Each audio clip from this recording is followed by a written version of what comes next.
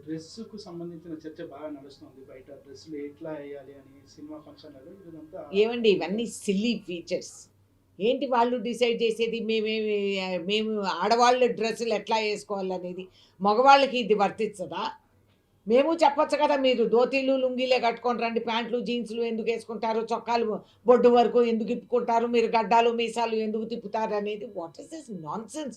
ఇంకేం పనులు లేవా? Any star, any model, any star వాళ్ళ బ్యాకింగు, వాళ్ళ ఫ్యాన్స్ చాలామందుంటారు. వాళ్ళకి తెలుసు వాళ్ళు ఏ విధంగా డ్రెస్ అవ్వాలనేది. మేము మా డ్రెస్సులకి మీరేమన్నా నిధులు కేటాయిస్తున్నారా? మీరేమన్నా బాధ్యత వహిస్తున్నారా? లేదు కదా! మీకు ఎవరిచ్చారు ఈ హక్కు, అధికారము? రాజ్యాంగ ప్రకారంగా మగవాళ్ళు, ఆడవాళ్ళు ఒకటే. ఈ దేశ స్వాతంత్రం వచ్చిన రోజున కాడి నుంచి ఆడవాళ్ళు సమానంగా బతికిన వాళ్ళు. ఇది మాకు వీళ్ళ పర్మిషన్‌లు, ఈ నాన్‌సెన్స్ ఆలోచనలు, ఈ ఆలోచన విధానం మీ ఇండ్ల వరకు పెట్టుకోండి. మీ ఇంట్లో మీ మహిళలు, మీ కూతుర్లు, అత్తగారులు, కోడళ్ళు వీళ్ళకి మీరు న్యూసెన్స్ చేసినా కూడా మేమొచ్చి జవాబు చెప్తాం. ఖబర్దార్! What nonsense! కొంచెం కన్‌స్ట్రక్టివ్ థింకింగు, ఫార్వర్డ్ లుకింగ్‌గా ఉండి సమాజం మారిపోతా ఉంది. ప్రపంచం మారిపోతా ఉంది. ట్రంప్ చేసే విషయాల గురించి మాట్లాడలేరు గానీ, దానికి దమ్ములు లేవు. ఇవన్నీ మాట్లాడుతూ ఆడవాళ్ళ పైన నిందలు మోపుతూ I don't tolerate this. And ఇంకొకటి కూడా చెప్తున్నా. సోషల్ మీడియాలో ఇర్రెస్పాన్సిబుల్‌గా ప్రవర్తించే వాళ్ళకి నా హెచ్చరిక. మీకు సత్తా దమ్ములుంటే ముందుకొచ్చి మాట్లాడండి. అంతేగాని ఆడవాళ్ళని పట్టుకొని ఎప్పుడో ఇష్టానుసారంగా వాళ్ళ క్యారెక్టర్‌ని నిందించేటట్లు మీరు ప్రవర్తిస్తే మాత్రం it is un unfortunate thing. And మీ పెంపరకాలేంటి, మీ సాంప్రదాయాలేంటనేది మీరు బయట పెట్టుకుంటున్నారు. ఒక ఆడపిల్ల ఈ మధ్య కాలంలో చదువుకొని ఐఏఎస్ ఆఫీసర్ స్థాయికి ఎదిగిన మనిషి అది సామాన్యం కాదు. మామూలు గాదు.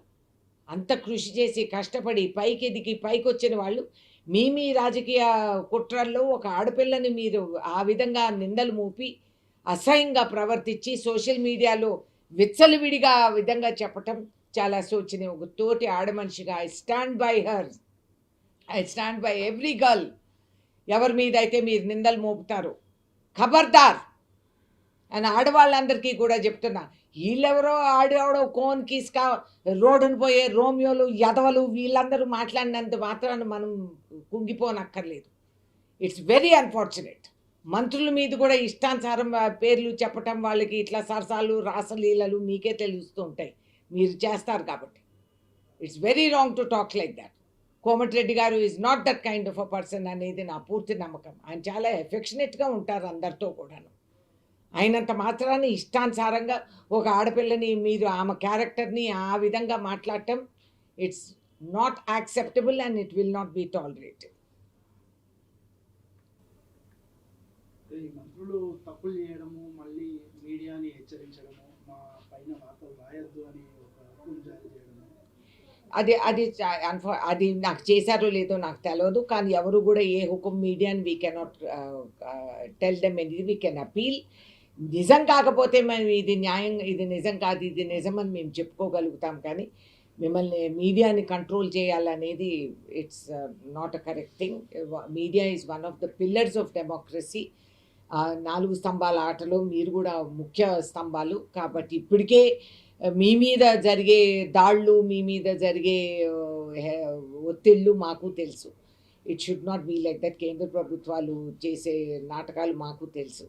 It's unfortunate. మనందరం కలిసికట్టుగా ఉండి ముందుకు సాగితేనే ఒక ప్రజాస్వామ్యం అనేది మనం కాపాడుకోగలుగుతాం. లేదా మనకొద్దు ఈ ప్రజాస్వామ్యం అనుకుంటే ద షో ఈజ్ ఓవర్.